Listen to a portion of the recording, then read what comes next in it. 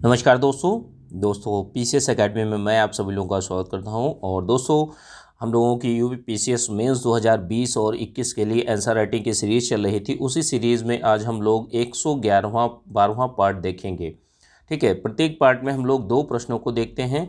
तो पहला प्रश्न जो है वो है आपका स्टैटिक जीएस का, और दूसरा प्रश्न जो है वो आपका करंट अफेयर का होगा। ठीक है, तो जिससे करंट अफेयर से संबंधित या इकोनॉमी से संबंधित जो भी प्रश्न हो या आदतन साइंस से संबंधित जो भी साइंस की अपडेट्स होती हैं तो वो उनसे संबंधित प्रश्न आपके ना छूटें।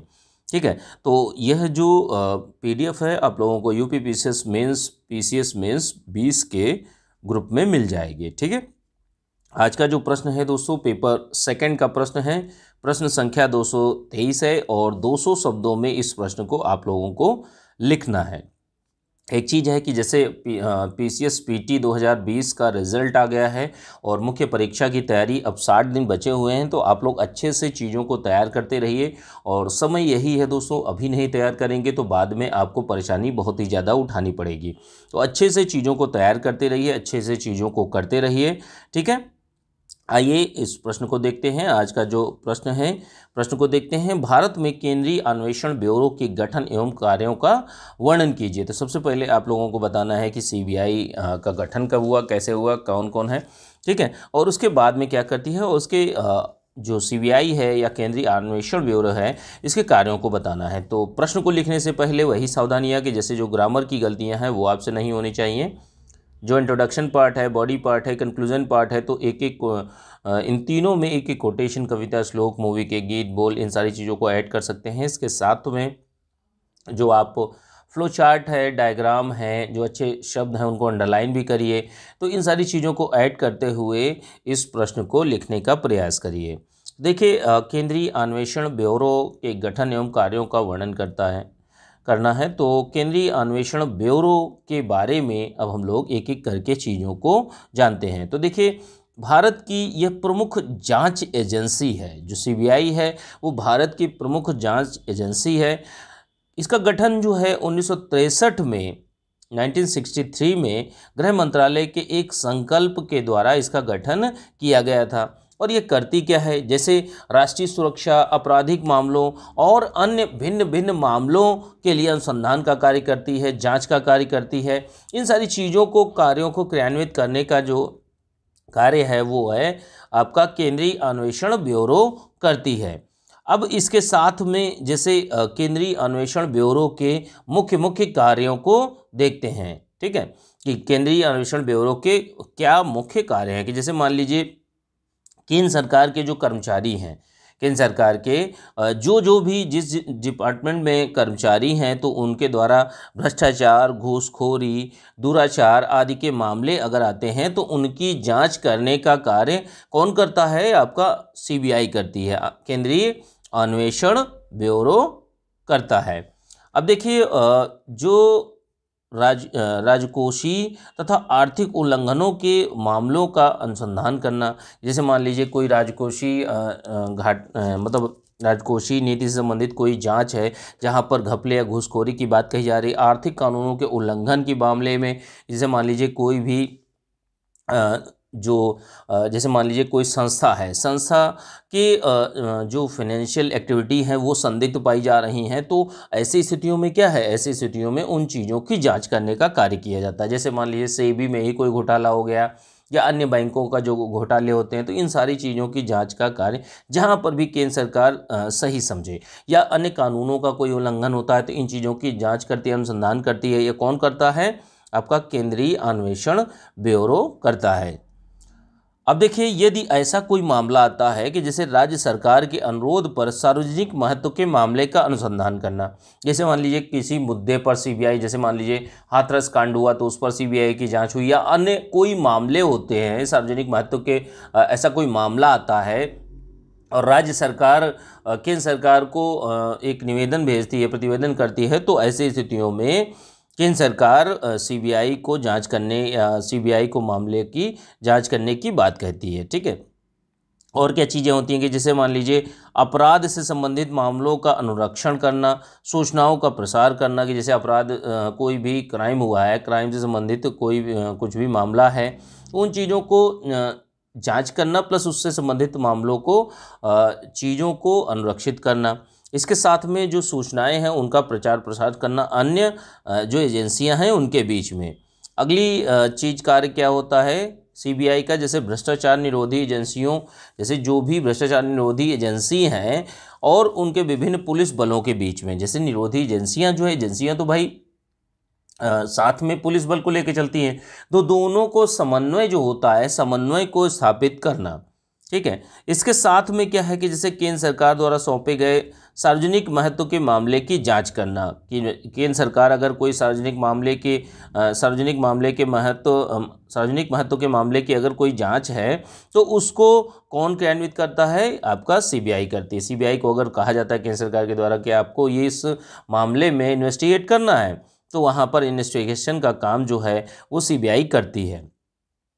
अन्य चीज़ क्या है कि जैसे अंतर्राष्ट्रीय एजेंसियों के साथ एक समन्वय स्थापित करना, और जो सीबीआई है, सीबीआई भारत सरकार की बहुआयामी जांच एजेंसी मानी जाती है। वो किसी भी मुद्दे पर अगर केंद्र राज्य कोई भी संस्तुति दे दे तो वह जांच करने और अनुसंधान करने का कार्य करती है। तो इस तरीके से आप लोगों को जो है 200 शब्द सीमा में आपको इस प्रश्न को अच्छी तरीके से लिखना है। अच्छी तरीके से इस प्रश्न को लिखने का प्रयास करिए 200 शब्दों में। इसकी पीडीएफ आप लोगों को यूपी पीसीएस मेंस के ग्रुप में, बीओ मेंस के ग्रुप में आप लोगों को मिल जाएगी, क्योंकि बीओ मेंस में भी आप लोगों को 125 शब्दों, 50 शब्दों और 25 शब्दों में लिखना है, तो उसके लिए भी बहुत ही ज़्यादा इंपॉर्टेंट है। तो अच्छे से चीज़ों को आप लोग करते रहिए। आइए अगले प्रश्न में चलते हैं। अगला प्रश्न जो है आपका करंट अफेयर का प्रश्न है। प्रश्न संख्या जो है आपका 224 है और 125 शब्द सीमा में आप लोगों को लिखना है। देखिए, आंसर राइटिंग एक ऐसा कार्य होता है, किसी को भी बोलिए लिखना है तो बड़ा उबाऊ काम माना जाता है, आप लोग भी जानते होंगे। और देखिए, उबाऊ जैसी कोई चीज़ नहीं होती। अगर आप लिखेंगे नहीं तो एक अधिकारी कैसे बनेंगे? अब आप सोचते तो बहुत अच्छा है कि हाँ हम इतना इतना अच्छा कर ले जाएं, लेकिन जब करने की बारी आती है तो आपको बिल्कुल नींद आने लगती है, आपकी कलम नहीं चलती। तो ऐसी स्थितियों में आप अधिकारी नहीं बन सकते। आपको कहीं ना कहीं चीज़ों को लिखना ही पड़ेगा। आज नहीं लिखेंगे कल लिखेंगे, और बिना लिखे आप मेंस में अच्छे मार्क्स नहीं ला सकते। आप सोच कर देखिए कि अगर जैसे 18 गुना या 17 गुना, जितने गुना भी हो, आप 12 गुना या 13 गुना ही मान लीजिए। 13 गुना जैसे मान लीजिए मेंस में क्वालिफाई कराया गया, तो आप एक सीट पे 13 लोग हैं। अब 12 लोगों से आपको बेहतर लिखना है, तो वो किस तरीके से बेहतर लिख पाएंगे? जब आप प्रैक्टिस करेंगे, डे बाय डे जितना समय मिला है उसमें प्रैक्टिस करेंगे, तभी आप चीज़ें बेहतर कर पाएंगे। ठीक है, तो इसलिए मेरी आपसे रिक्वेस्ट है, जो लोग भी यूपी पीसीएस मेंस देने जा रहे हैं 20 का, तो उनके लिए यही है कि डे बाय डे, जैसे होती क्या चीज़ें हैं, जैसे 2 प्रश्न डेली लिखना होता है। 2 प्रश्न इंसान नहीं लिखता, लेकिन एक दिन में 50 क्वेश्चन लिखने का मादा रखता है। तो आप सोच के देखिए कि जब आप 2 प्रश्न डेली नहीं लिख पा रहे हैं तो 50 क्वेश्चन एक दिन में लिख पाएंगे? कैसे प्रैक्टिस कर पाएंगे? आप सोच कर देखिए, थोड़ी सी चीज़ें। इसीलिए मैं 2 प्रश्नों को डेली देता हूं। कम से कम आप डे बाय डे थोड़ा थोड़ा करके लिखते रहें। 2021 के लिए आप जो लोग भी तैयारी कर रहे हैं, अभी से थोड़ा थोड़ा सा लिखना स्टार्ट कर दीजिए। 2 प्रश्न डेली लिखिए। देखिए 2021 का जब मेंस होगा तब तक आप कितनी बेहतर स्थिति में होंगे। सोच कर देखिए इन चीज़ों को। चलिए आगे चलते हैं। करंट अफेयर का प्रश्न है प्रश्न संख्या 224 है और 125 शब्दों में इस प्रश्न को आप लोगों को लिखना है। तो जो प्रश्न है, प्रश्न को देखते हैं। प्रश्न क्या है? सामाजिक सुरक्षा संहिता 2020 के प्रमुख प्रावधानों का वर्णन करना है आपको। तो जो सामाजिक सुरक्षा संहिता 2020 है, तो इसके प्रमुख प्रावधान कौन कौन से हैं, तो अब इनकी एक एक करके बात कर लेते हैं। तो देखिए, इस प्रश्न को लिखने से पहले वही सावधानियाँ कि जैसे जो ग्रामर की गलतियां हैं वो आपसे नहीं होनी चाहिए। जो इंट्रोडक्शन पार्ट है, बॉडी पार्ट है, कंक्लूजन पार्ट है, तो तीनों में एक एक कोटेशन अब जरूर डालिए। इसके साथ में कुछ फ्लो चार्ट, डायग्राम, इन सारी चीज़ों का भी उपयोग करिए। जो प्रश्न है, प्रश्न को देखते हैं। सामाजिक सुरक्षा संहिता 2020 के प्रमुख प्रावधानों का वर्णन कीजिए। सामाजिक सुरक्षा संहिता 2020 के बारे में कहा जाता है कि यह जो सामाजिक सुरक्षा संहिता बनाई गई है, यह 9 कानूनों को प्रस्थापित करेगी। क्या करेगी? यह 9 कानूनों को प्रतिस्थापित करेगी, उनका रिप्लेस करेगी उन चीज़ों को। ठीक है, 9 कानूनों को। तो इसमें क्या है कि जैसे कुछ मुख्य मुख्य कानून हैं कि जैसे कर्मचारी भविष्य निधि एक्ट 1952, मातृत्व लाभ एक्ट 1961 और असंगठित श्रमिक सामाजिक सुरक्षा अधिनियम 2008। तो इनको प्रतिस्थापित करेगी। ये कुछ मुख्य मुख्य हैं, इसके अलावा अन्य भी हैं, ठीक है, 5 और अन्य हैं, 6 हैं, ठीक है। तो 9 कानूनों को यह प्रतिस्थापित करने का कार्य करेगी सामाजिक सुरक्षा संहिता 2020। अब इसके प्रमुख प्रावधानों को जान लेते हैं कि करके के प्रमुख प्रावधान कौन कौन से हैं। कि जैसे इसमें क्या है कि जैसे यह जो संहिता है सामाजिक सुरक्षा संहिता, जो कि लोगों की सुरक्षा के लिए, श्रमिकों की सुरक्षा के लिए है, तो सभी प्रतिष्ठानों पर यह लागू होगी। और यह प्रतिष्ठानों का आकार कैसा होगा, आकार कितना होगा, किस प्रकार का होगा, यह निर्धारण करने का कार्य जो है वो केंद्र सरकार करेगी। सामाजिक सुरक्षा इस अधिनियम के द्वारा, इस संहिता के द्वारा एक कोष का भी निर्माण किया गया है कि जैसे सामाजिक सुरक्षा कोष। तो देखिए सामाजिक सुरक्षा कोष जो है वो श्रमिकों के लिए होगा। श्रमिकों की इसमें 3 श्रेणियों बनाई गई हैं, असंगठित श्रमिक, गिग श्रमिक और प्लेटफॉर्म पर जो काम करने वाले श्रमिक। अलग अलग टाइप है श्रमिकों का, अलग अलग जगहों पर जो कार्य करते हैं। और क्या है, श्रमिकों की बेहतरी के लिए एक राष्ट्रीय सामाजिक सुरक्षा बोर्ड का भी गठन किया जाएगा, ठीक है। तो इसमें बोर्ड के गठन इसलिए किया गया है कि जो श्रमिक लोग हैं उनकी बेहतरी के लिए कार्य हो सके।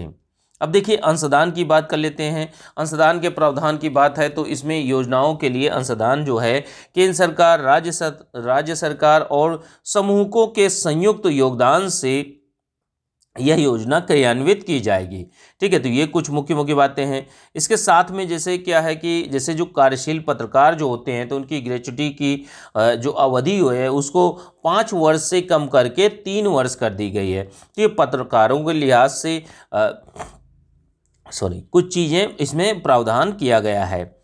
और क्या है कि जैसे मान लीजिए इसके अन्य प्रावधानों में सामाजिक सुरक्षा संहिता के 2020 के प्रावधानों में कि जैसे अपराध और अर्थदंड, ये दोनों की दोनों चीज़ें अपनाई गई हैं, इसमें रखी गई हैं। किसी निरीक्षक को अपने कर्तव्यों के निर्वहन से रोकने के लिए जो 6 माह का कारावास है वो इसका प्रावधान इसमें रखा गया है। और ऐसी कुछ स्थितियां बनती हैं कि जैसे मान लीजिए महामारी की स्थिति है, तो महामारी की स्थिति में परिवर्तन किया जा सकेगा कर्मचारी के अंशदान में, उसकी वेतन की कमी, उसकी जो अवधि है, जैसे मान लीजिए कोविड-19 जो महामारी है उसके समय जो कर्मचारियों की स्थितियां हैं वो समय समय परिवर्तित की जाएंगी केवल महामारी के दौर में। वैसे ये सामाजिक सुरक्षा संहिता है वो पूर्ण रूप से उसी तरीके से लागू रहेगी।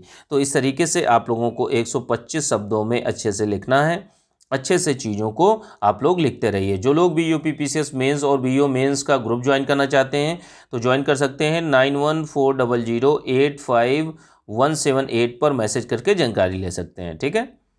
चलिए ठीक है, थैंक यू देखने के लिए।